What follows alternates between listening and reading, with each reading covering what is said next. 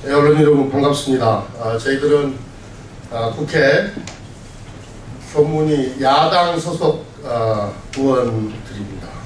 오늘 김명수 장관 후보자는 교육부 장관으로서 자격이 없으니 즉각 사퇴해야 된다는 취지의 기자회견을 하도록 하겠습니다. 먼저 기자회견문을 낭독하도록 하겠습니다. 김명수 교수가 교육부 장관 후보자로 내정된 이후로 지금까지 날마다 새로운 의혹들이 쏟아지고 있습니다. 그러나 후보자는 적절한 해명도 내놓지 않고 자료 제출도 회피하고 있습니다. 모든 의혹에 대해 모르쇠로 일관하고 있는 것입니다. 이는 국민에 대한 예의가 아닙니다. 김명수 후보자는 내정 초반 교화사 교과서 옹호, 무상급식 좌파 규정 등 균형 감각을 상실한 극우적 발언들로 인해 통합적 국정 운영에 적절치 않음을 지적한 바 있습니다. 그러나 그것뿐이 아니라 지금 직후부터 쏟아져 나온 연구윤리에 대한 문제는 교육부 장관으로서의 도덕성에 심각한 하자가 있음을 보여주고 있습니다. 김명수 후보자는 제자 논문 표절, 실적 가로채기, 실적 부풀리기, 승진심사 논문 표절 및 승진 부정행위, 연구비 부당 수령, 허위 경력 기재, 유령 학회지 논문 게재, 언론사 칼럼 대필, 제자 대리 수업, 수업 미보강으로 감사주의 처분, 1000만원 수표 선물, 내부자 거래가 의심되는 사교육업체 주식 거래 등 일일이 열거하기도 힘들 만큼의 의혹들이 연일 고구마 줄기처럼 엮여나오고 있습니다. 뿐만 아니라 학사관리 규정을 어기고 외부 대학에 출강해 소득을 올린 사실이 새롭게 밝혀지기도 했습니다. 제자의 새로운 편지에서도 대리 수업이 명확히 밝혀지는 등 더 이상 청문회가 필요치 않을 정도로 심각한 문제를 안고 있습니다. 이러한 상황에서도 김명수 후보자는 각종 의혹에 대한 자료 요청에 대하여 의원님께서 요청하신 내역은 사생활 관련으로 제출하지 못하는 점 양해해 주시기 바랍니다. 의혹 제기만 있는 상태에서 공식 입장을 내는 것이 적절하지 않은 것으로 사료됩니다. 라는 등 자료 제출 요구에도 성실히 응하지 않고 있습니다. 이는 인사청문회를 무력화시키려는 것으로 국회를 경시하고 국민을 무시하는 것이 아닐 수 없습니다. 뒷부분은 더종환 의원님께서 읽도록 하겠습니다. 과거 새누리당의 전신인 한나라당은 김병준 교육부총리를 논문 표절과 이중 게재라는 한 가지 사유로 낙마시킨 바 있습니다.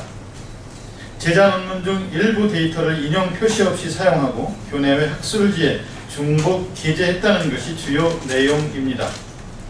당시 한나라당은 학자로서의 양심이 없다, 모든 공직에서 물러나는 것이 유일한 길이라며 김병준 부총리를 몰아세웠습니다.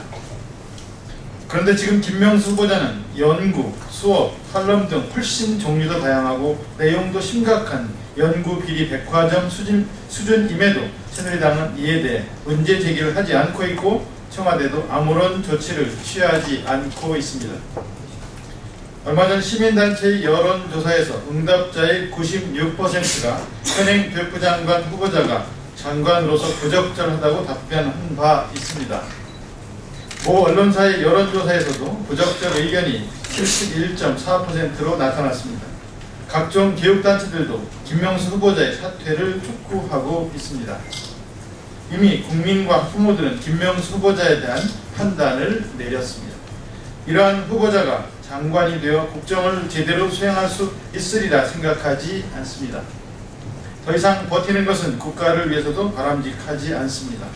김명수 후보자는 당장 사퇴하고 청와대는 후보자에 대한 지명을 당장 철회해야 합니다. 2014년 7월 7일 국회 교육문화체육관광위원회 야당 의원일동. 의원님들 중에 발언하실 분 계십니까? 맨 왼쪽이 유은혜 의원님이고요. 그 다음 윤관석 의원님, 박건국 의원님, 조정식 의원님, 정진 의원님, 박혜자 의원님, 더종환 의원님. 저는 교문위 간사 맡고 있는 김태년 의원입니다.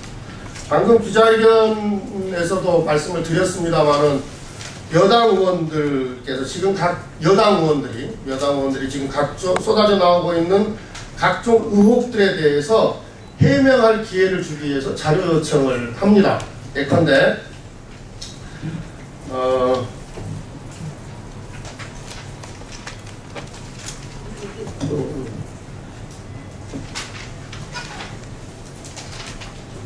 신성범 여당 간사인 신성범 의원이 이런 자료 제출을 요구합니다. 교수 재임 중 발표한 논문의 제목, 연도, 게재 학술지, 공동 작성 여부,